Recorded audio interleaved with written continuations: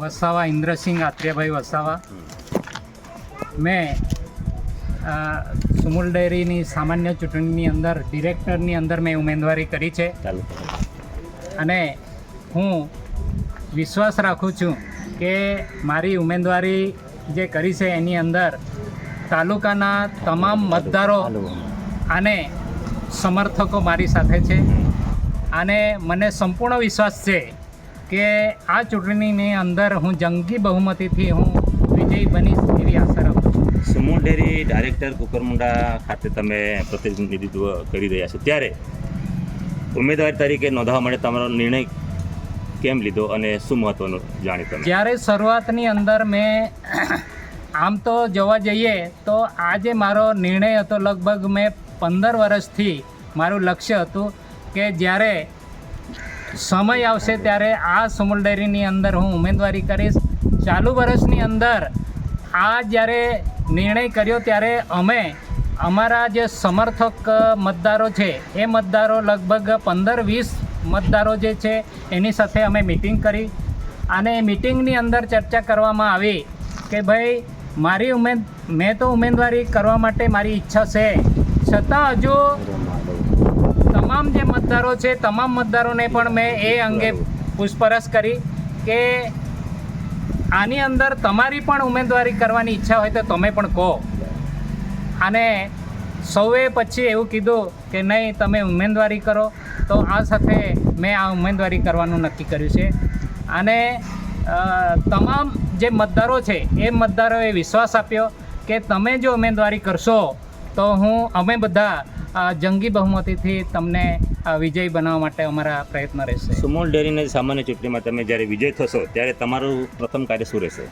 સુમુલ ડેરીની અંદર જ્યારે હું વિજય બનીશ ત્યારે મારું પ્રથમ કર્તવ્ય એ હશે, પ્રથમ કાર્ય એ હશે કે તમામ જે મંડળીઓ છે કુકરમુંડા તાલુકાની એ તમામ મંડળીના જે બી કંઈ પ્રશ્ન હશે, વહીવટી પ્રશ્ન હશે, આર્થિક પ્રશ્ન હશે, એ તમામ પ્રશ્ન હલ કરવા માટે હું કટિબદ્ધ રહીશ.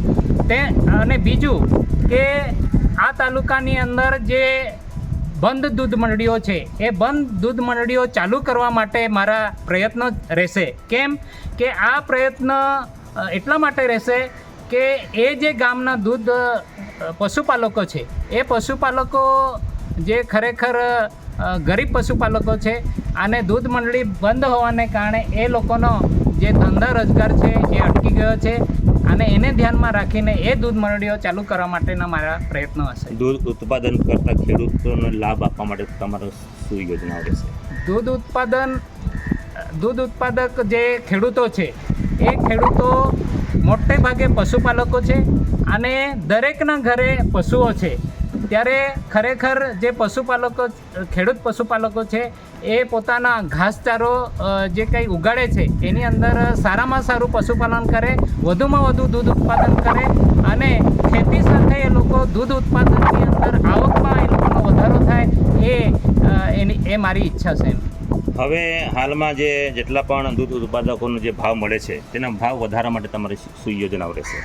અત્યારે જે કંઈ ભાવ મળે છે સુમુલ ડેરીની અંદર, મને તો એવું લાગે છે કે આજની તારીખમાં આ જે ભાવ આપવામાં આવે છે એ થોડો ઓછો છે. આજની તારીખે 100 રૂપિયા કરતાં વધારે ભાવ હોય તો પશુપાલકોને પોસાય એમ છે અને એના માટે હું જો ડિરેક્ટર બનીશ તો એના માટેના તમામ પ્રયત્નો અને જે કંઈક રજૂઆત મારે કરવી પડે એ હું કરીશ. પશુપાલકોને દૂધ ઉત્પાદન ખર્ચ ઘટાડવા માટે પશુપાલકોના દૂધ ઉત્પાદન ખર્ચ ઘટાડવા માટે ખાસ કરીને જે અહીં દૂધ જે ભરે છે એ પશુપાલકો ચોખ્ખું દૂધ ભરશે અને આ અંગેના પ્રયત્નો અમારા તો હોય જ છે અને જેમ બને તેમ વધુમાં વધુ ફેટવાળું દૂધ ભરે અને એ લોકો વધુમાં વધુ કિલો ફેટે ભાવ મેળવે એ રીતના અમારા પ્રયત્નો રહેશે. આજે હાલમાં આમ જોવા જાય તો આદિવાસી પ્રતિનિધિત્વ તરીકે તમને પસંદગી કરવામાં આવી છે, તો શું કહેશો આ વિષયને લઈને? જ્યારે આદિવાસી પ્રતિનિધિ તરીકે મારી જ્યારે પસંદગી આ જે મતદારોએ જ્યારે મારી કરવામાં આવી છે ત્યારે ખરેખર આ જે મતદારો છે એ મતદારો મને જંગી બહુમતીથી ચૂંટી કાઢશે એવી મને આશા છે.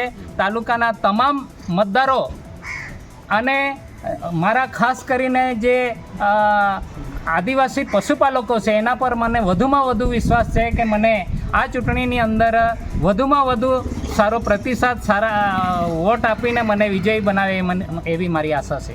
આજે આમ જોવા જઈએ તો ત્રિપ્રાખ્ય જંગ જેવો આપણે કુકરમુંડામાં માહોલ છે, ત્યારે વિરોધી ઉમેદવાર કરતાં તમે પોતાને કેમ મહત્વ માનો છો?